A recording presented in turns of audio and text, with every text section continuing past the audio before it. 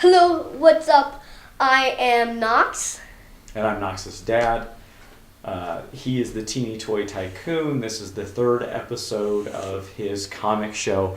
And today we're going to review 3 comics that we picked up just this last weekend, starting with Ghostbusters Ninja Turtles. number 1. So we were super excited to see this story kick off. Yeah. And when we first bought it, we were thinking that it was going to have like the story split apart with Ninja Turtles and Ghostbusters with 2 stories in the comic, but then we read it and we actually found out that the Ghostbusters and Teenage Mutant Ninja Turtles are working together. Right. So it starts out with an introduction in which they mention that each of these groups of characters exist in New York, but on either side of a dimensional wall, and that dimensional wall is about to break down, and we are going to get to see the team up that at least I'm 33 years old, so this is the team up I've been waiting for since my childhood. So we open up with Kitsune and several other immortal characters encountering Krang, having gone back in time. Then we have on to my favorite team ever, Teenage Mutant Ninja Turtles. All right, who's your favorite Ninja Turtle? Raphael. Why do you like Raphael? Because he's cool and he's got the coolest weapons ever. Okay. And usually he's the one who takes down Shredder. All right. So in a bit of comedy, Harold Lilja, their doctor friend, has created a portal in which they can teleport. In the process of teleporting them to their hideout to surprise Splinter, he is swatting at a fly and accidentally hits a button that is labeled "Do Not Touch," of course. And so then the Turtles are now transported to the Ghostbuster New York City. Then we cut to the Ghostbusters taking down a kind of Slimer-looking figure who's got a third eye in top of the middle of his forehead. He looks a little like Slimer, though, which I think is a nice touch.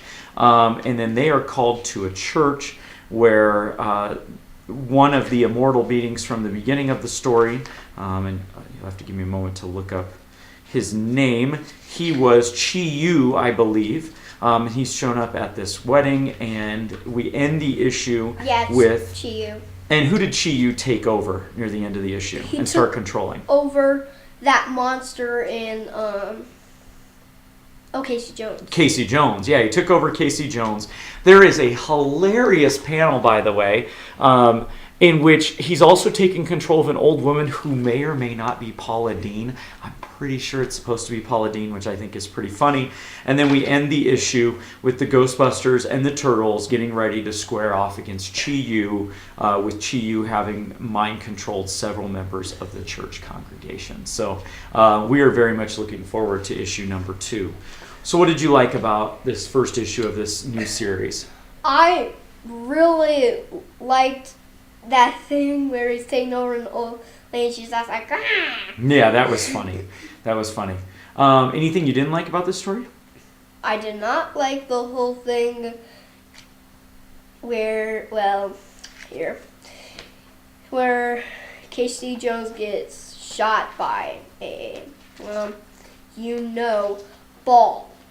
Oh, the ball of fire. They kind of took him over? Yeah. Yeah. Why didn't you like that part? It's because, I've seen the Teenage Mutant Ninja Turtles, back in a way better time than now. And when I first saw that movie, I really liked Casey Jones. Yeah, and he, sort of helped me, learn Teenage Mutant Ninja Turtles. Mm-hmm. Yeah, because at first I thought he was one of the bad guys. Mm-hmm. But then when I saw that Teenage Mutant Ninja Turtle movie, I learned that he, is a good guy and he helps Teenage Mutant Ninja Turtles. And then, I really liked him for a while. And then I decided to go on with Leonardo. And then when I turned 6, I decided to have eyes for Raphael. Okay. Now, here's the one thing I want to mention, though, is that there's kind of, once we introduce the Ghostbusters, there's kind of a history of people getting possessed by ghosts and things throughout the Ghostbusters stories. Yeah. We've got Dana Barrett and Rick Moranis' character, the dude with the huge glasses. I'm forgetting his name right now. Yeah. So it's probably a little bit of a badge of honor for Casey Jones to be the one that's gotten taken over. Although I agree with you, I kind of wanted to see Casey Jones, smack some heads together in this thing. Yeah, so I can kind of agree with you. I would have maybe rather he took over, April? That might be better. April would be better because April is just like some whiny little girl. Oh, careful. You'll make somebody angry with that. This April, I will say, though, is certainly more empowered and less damsel in distress than the old late 80s, early 90s cartoon. She is now a scientist in this new Ninja Turtle series. And so I very much enjoyed this. One thing that I also liked was the artwork. Again, I felt like there were two teams on this. The earlier half of it was drawn by Charles Paul Wilson. The middle was drawn by Cory Smith, and then later was drawn by Dan Schoening. And it's Dan Schoening's pages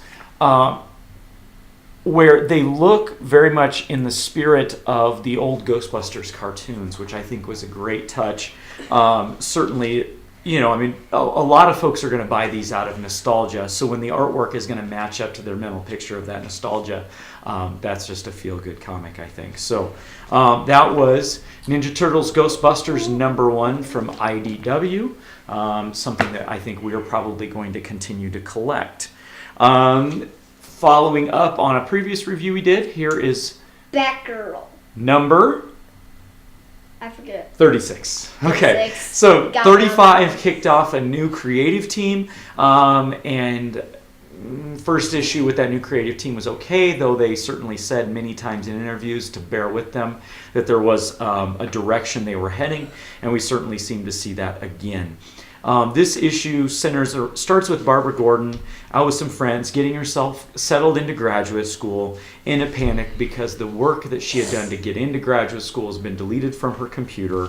And then in the process of tracking down a new hard drive, we have these two young ladies from the cover on the motorbikes show up, having stolen those bikes from a group of computer nerds that had helped her out. So Barbara's on the go, ready to try and help recover those bikes, stop these girls.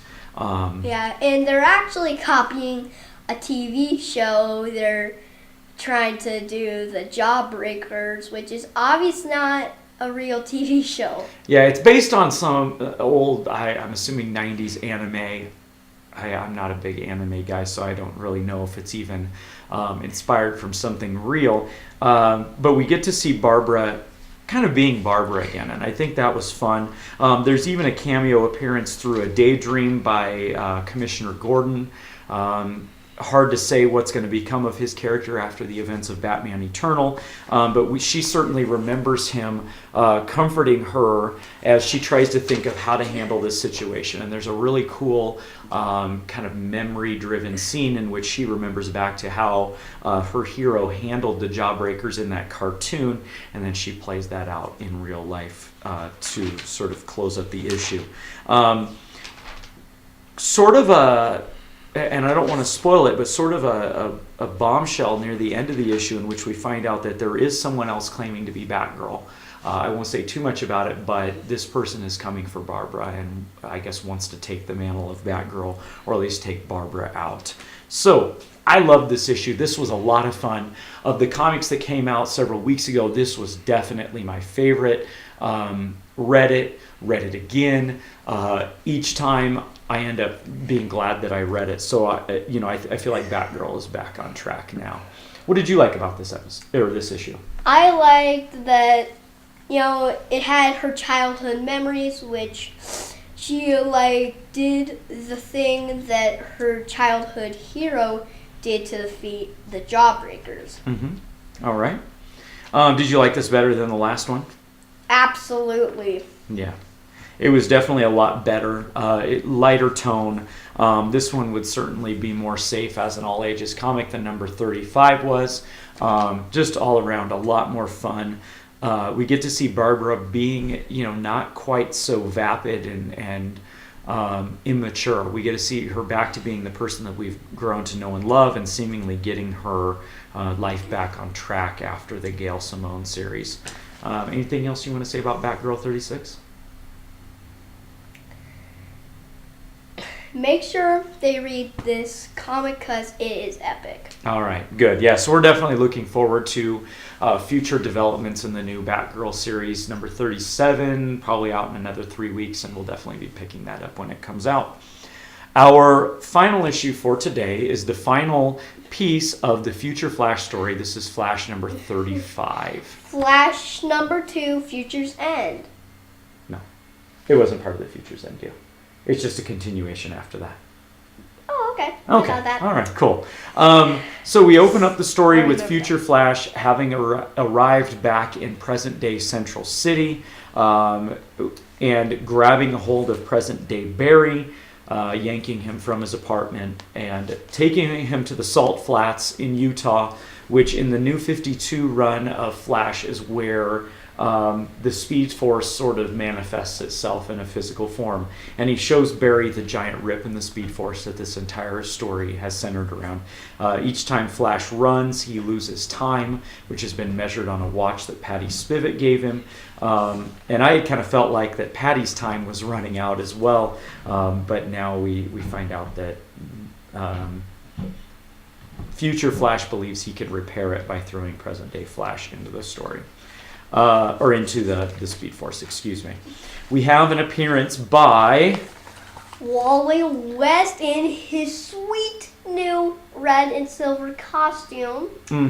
All right. And I don't want to spoil how Wally figures into the story, but you are in for a definite surprise. And certain folks, I don't know, there's been a lot of people who have hated this new incarnation of Wally West. They might be very pleased by the end of this issue. They might not.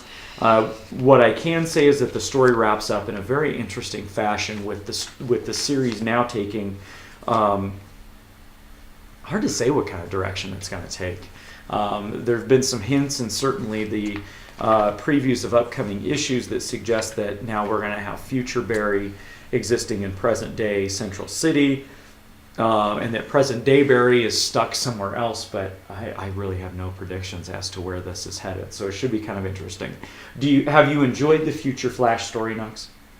Well, yeah. Yeah. What have you liked about it? I have very much like that, and everyone was watching this, you may not agree with me, but I like the new Wally.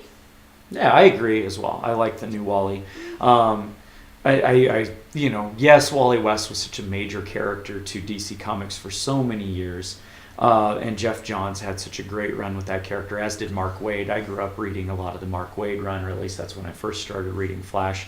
But I liked this story, and I liked this new version of Wally West. Yes, he came off a little whiny and pouty, and it did feel very much like DC editorial forced that character upon Venditti and Jensen and Booth.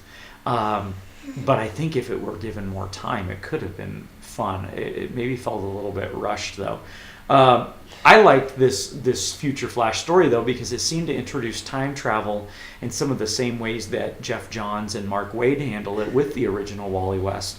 And it felt like it was a story very much in the spirit of some of those old ones. There were times where I thought maybe even Johnny Quick or Max Mercury were going to show up just because of the way that time travel was handled.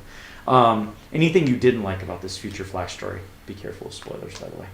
Okay, yeah, I really did not like the whole thing where, it has Future Flash thing, fix it by throwing Barry into the Speed Force, which I think is just crappy. Okay. All right, yeah, the Future Flash is definitely violent and bitter, and I'm sort of interested to see where this is going. I was thinking about it a little bit earlier today as issue 30, as we're filming this, issue 36 came out today, and I just perused the first probably 4 or 5 pages this morning, and part of what struck me is more than what's going on in Green Arrow right now, this one feels like it is something that people that are kind of coming to the TV show could pick up and read without it being so close to the TV show that it feels like the comic has been sort of hijacked. And I feel like that's what's happened over with Green Arrow.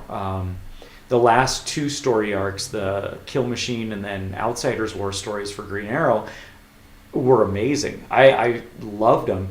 And then suddenly we find out that the team of the television show was going to take over Green Arrow, and I don't know. It's going to take some time for me to warm up to this new direction, where I feel like Flash has honored the tone of the CW TV show without completely hijacking the stories that they have in place. So I think this was a pretty decent end to that story arc, although there were some pieces of it that felt a little bit anticlimactic to me, but I enjoyed it nonetheless.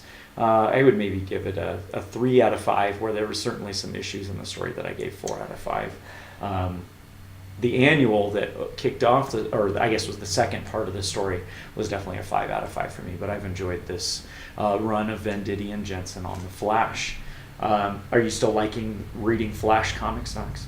Absolutely, because, like, if kids are reading the Flash, like, I think they will really like how they added in, like, Wally West, like, as a little boy being Kid Flash, because, you know, I know that a bunch of kids really like the Flash.